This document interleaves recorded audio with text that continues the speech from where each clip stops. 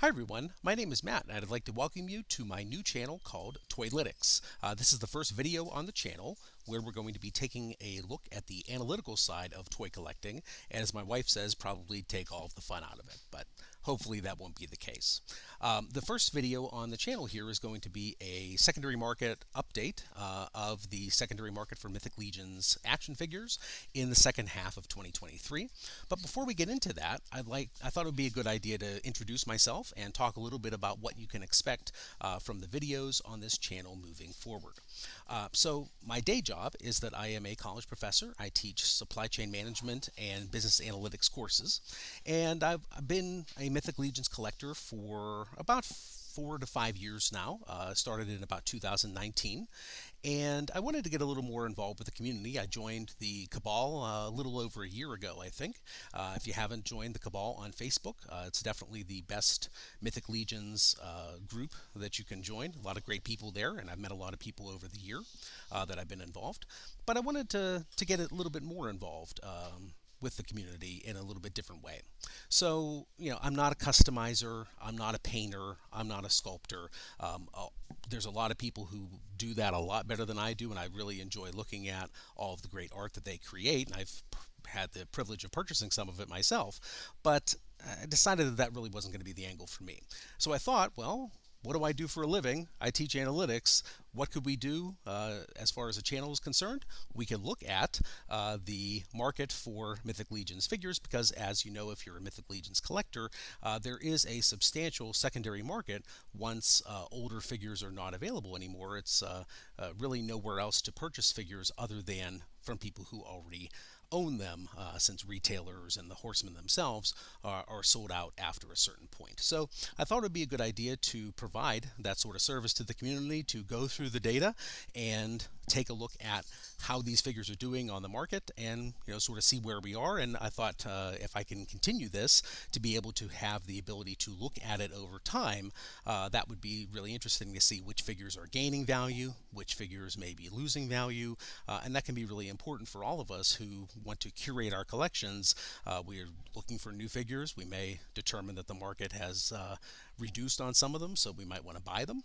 Other times we may decide that we want to get rid of a few figures to be able to buy some more, so we want to maybe get rid of the ones that are at their highest point of their market price. So that's the kind of thing that we're going to look at here on this channel overall. Now, this first video is only going to provide an overview of the market of the second half of 2023, and I've got a whole other bunch of videos planned that will dig much deeper into specific waves, specific figures, as far as those prices are concerned. So let's take a look at a little bit of the structure of the channel that I've sort of laid forth here. So the data that I've collected, this channel's actually been, today's January 1st, 2024, so Happy New Year if you're watching this today or in the next couple days. This channel's actually been 6 months in the making because I started collecting data June 28th, 2023, and I'm collecting data every day. I decided that I would go with eBay sales only. I know that figures are sold elsewhere. Of course, figures are sold on the Cabal, figures are sold on sites like Mercari or OfferUp, places like that. But the easiest place to collect data and a significant amount of data from around the U.S., which is where I'm located, is eBay, right? So I figured that I would stick to eBay itself, and this should provide a pretty good overview of the market. Just know that if other platforms, based on fees, based on their scope and their reach, they're going to have different prices than the eBay ones. But all of the data that we're going to talk about on this channel, at least for the foreseeable future, will be from eBay. Okay. I only decided to look at complete single figure sales. Okay, so what does that mean? No incomplete figures. Figures that are missing weapons, missing pauldrons, missing other armor, capes, things like that. There's so much variety as far as that's concerned that the prices, you can't really compare them to figures that are complete. Okay, no individual parts because again, I really didn't want to get into that. I might do that in the future if there's a significant part out there. I might look to see what the value of that part is individually, but for right now, I'm sticking to only complete figures. as well as no lots, right? So if you sell 2 or 3 figures together, it's hard to know what the individual value of each of those figures is. So I decided to exclude any listing that had multiple figures for sale. Okay. The faction wave info, when I divide figures up by faction wave info, comes directly from sourcehorseman.com, as do the names of the figures. I know that some figures are called different names, but these are the names that are specifically given on sourcehorseman.com. I figured that was the best source, pardon the pun, to find that information. Okay. And I did include both new as well as loose or repackaged figures here. And I did record which sales are new versus which sales are loose versus which sales are repackaged, so that eventually in the future I could look at the difference between the value of new figures versus the value of loose or repackaged figures as well. But for right now, we're just looking at an overview, everything together. I'm not going to divide anything up in this video as far as that's concerned, but I do have that data and will hopefully be digging into that in the future.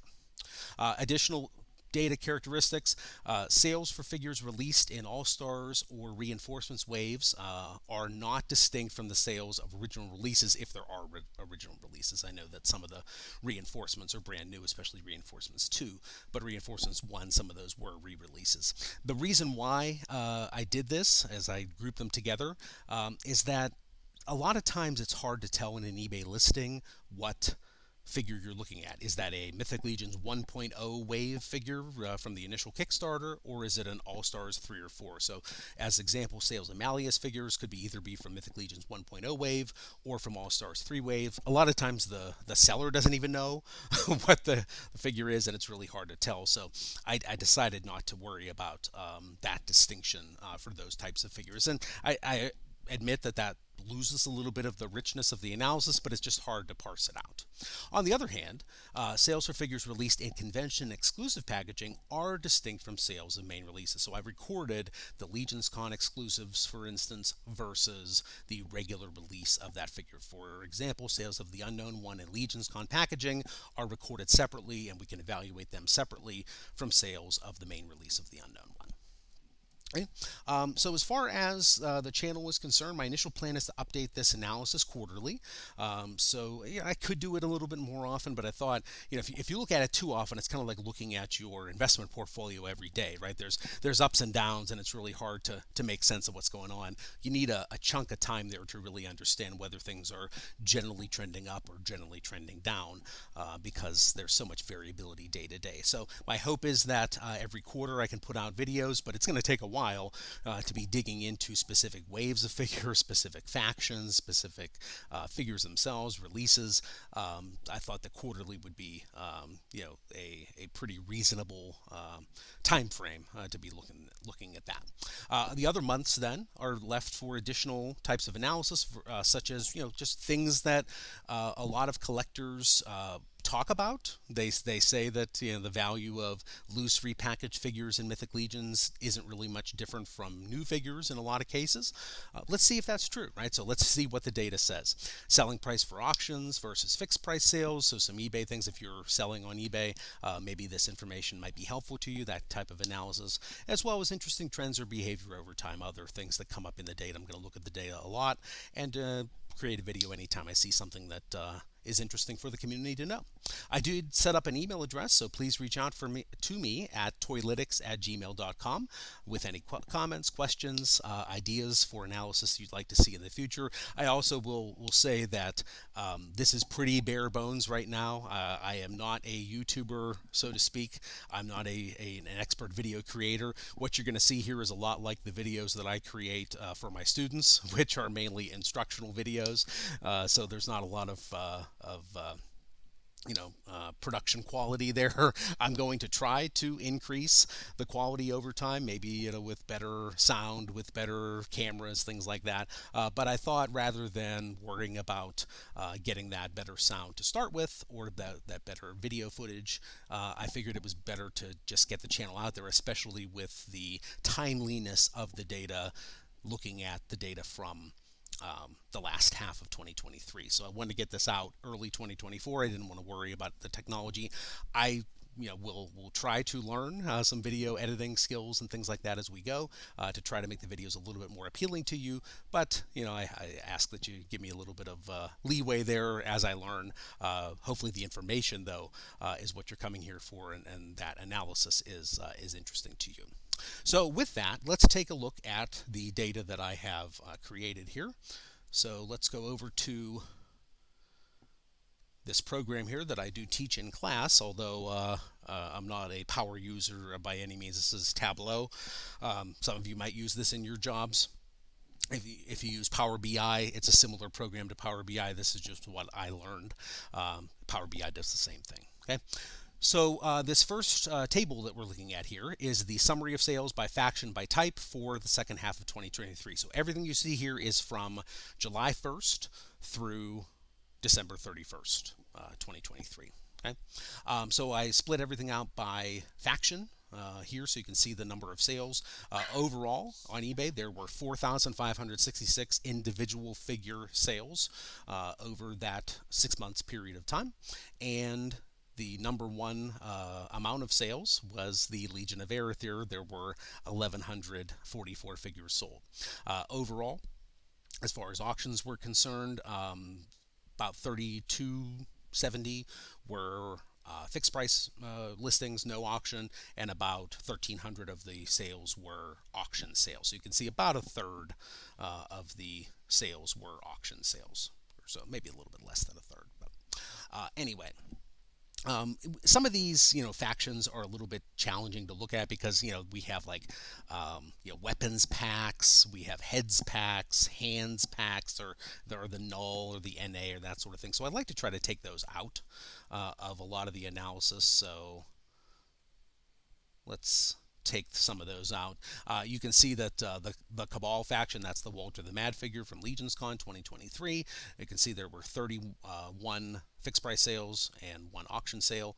We also have the Legions of Light. If you didn't know, that is the name of the faction or I should say the 4 factions, the 4 Legions of Light factions that the Valiant Knight, again released for the first time at LegionsCon 2023, is a part of. So there were 72 total sales, 13 of them auctions, and 59 of them were fixed price sales. Okay, so let's look a little bit deeper at the sales by month. All right, so you can see here that overall we have somewhere around 700 to 800, maybe close to 900 with November. Not surprising that November has the highest number of sales because there's a lot of momentum around LegionsCon, a lot of people who maybe bought figures there or got more interested in the line or buying figures at that point. So it makes sense that we have a significant number of sales. It'll be interesting to see if that sort of seasonality continues in the future.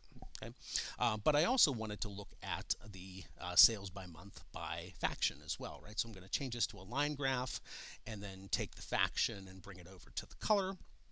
And as you can see here, again, very clear that we have Erethyr as the #1 selling faction in every single month. This is probably due to the fact that Erethyr has the most distinct characters, or one of the most number of distinct characters overall. Kind of makes sense that they would see a lot of figures sold. So getting rid of some of those other sort of oddball ones there. I'm going to also get rid of the Cabal and the Legions of Light just to make it a little cleaner. These are the main 10 factions in Mythic Legions. And as you can see here, the lowest one would be Basilia.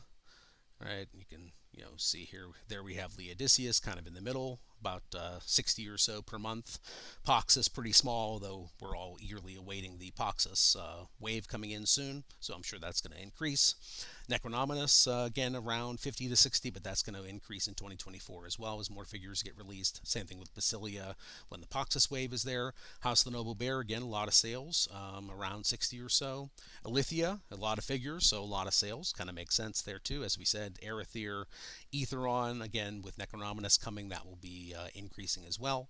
Sons of the Red Star, not a whole lot of sales again, but not a whole lot of figures, of course, right now, and that will increase in the future, I'm sure, too. And then Xylonis Flock, a lot of figures there, too. So not surprising that there are a lot of sales. Okay. So this graph here may not be all that important, but I decided to plot the number of sales of figures per day. So this is for all factions and everything, but again from July 1st through December 31st. And you can see that generally for on eBay for Mythic Legions figures, there are somewhere around 30 or so figures sold, 30 to 40 on average every day. I don't know what really was going on here in September. Maybe this was because we had Reinforcements 2 coming. I think that might have been around that time. So as you can see here, there were 98 sales on September 20th. You know, some of this variability has to do with maybe when people have auctions that are ending at a certain period of time. You're going to see a lot of sales on that particular day. You know, so again, not overall that important per se, but I think we can see here that earlier in the summer, in July and August, there were relatively fewer sales, and I think we have an increasing average here in October, November, and December for the sales per day. So again, 6 months, you can't tell a whole lot. It'll be interesting to see how this trend continues, or if it does continue into the future. And then finally, what's a little bit more interesting, I think, is the average price. So looking at the average selling price for figures in each of the 10, again, I got rid of the other sort of oddball, null, and NA type factions here, right? So these are the main 10 factions. You can see the average selling price for all of the factions themselves.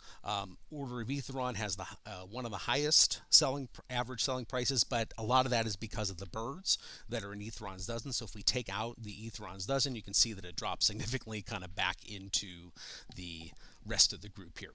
Basilia has the highest number of average selling price, followed pretty closely by House of the Noble Bear, and then everything else is less than 100 if you take out those pricey birds. It's interesting to look at this maybe in a little bit more detail. I'm going to bring back the Aetheron's dozen just to show you here, but I'm also going to add in here the characters then, right? So next to the faction, we're going to see the characters, and then I'm also going to group, or not group, but sort them there from highest to lowest. So just going through each of the factions, you can see Army of Leodicius is really carried by Otho, average selling price 453.8. Circle of Apoxis, highest price, Malachi Cinderhorn, average selling price 147. Necronominus, average selling price is the gold skeleton, not surprising since that's so rare and hard to get. But then Morgulith and Brother Mandibulus after that. But you can see some of these newer figures that were released in some of the All-Stars waves and all that are pretty cheap. At least in the Mythic Legions world. Okay, Basilia, everything is above 100, right? Which kind of makes sense as to why they have such a high average selling price. Of course, that will definitely come down once the Poxus wave gets released and we have some newer Basilia figures that are much cheaper. Okay? Again, House of the Noble Bear, carried by Adamant and Thord, Ironjaw, and Rhaegor, of course, and Atlas. Atlas is still kind of holding his price even with the version 2 being released, but then of course we have some at the bottom here that are pretty cheap as well. Romulus, Legion Builders, that sort of thing. Alithia, we have Carpathius and the Alithia and Phobos 2-pack being the highest price there. Again, that's distinct from Alithia and Phobos individually themselves. Then we have Erethyr. Highest price there, of course, is Unken, not surprising. Then the Erethyr and Aethon 2-pack, and Urzok, who I don't believe has been ever in an All-Stars wave as well. And then you got some Trolls there too, which increased the price, but so many figures just going down. But then some cheaper ones too, from the All-Stars 5 wave and the Deluxe Legion Builder wave. Okay, so here's what I was mentioning about the birds, right? So Order of Aetheron, we have Aetheron, Colonel Domesticus, Draleon, etc. Most of these are birds, not all of them. Of course, we have the original Knight Builder, just called Knight on the Source Horseman website. We also have Sir Galeron, which is pretty good too. So let me take those out just so you can see. Knight, Sir Galeron, Sir Godfrey. It's still pretty good as far as the prices are concerned. Sons of the Red Star, Keltis is the highest, followed by Scapular. Still kind of holding price, not as much as Atlas, but still not too cheap on the secondary market. And then finally, Zylona's Flock is being carried by Orange Steelhide and Asterion and Zylona herself. And then down at the bottom, we have, again, some of the newer ones from All-Stars 4, the Bryophytus, and then All-Stars 5 as well. Okay. So, in some additional videos, I'm going to look at each one of these factions in more detail. We're going to look at individual sales for the individual figures, and kind of dig into this data in much more detail. But again, for right now, I thought this was a good overview and introduction to the kinds of things that I'd like to look at with the data that I have collected. So, I think I'm going to cut the video there for now. Again, I hope you enjoyed the video. I hope you enjoyed the channel, and I hope you come back for more later on. I'm going to try to get as many as I can out early in January 2024 while this data is as fresh as possible. So please keep a lookout for future videos, and like and subscribe, etc., as everyone always says. So I appreciate all of the support, and I will look forward to seeing you again in the next one. Take care.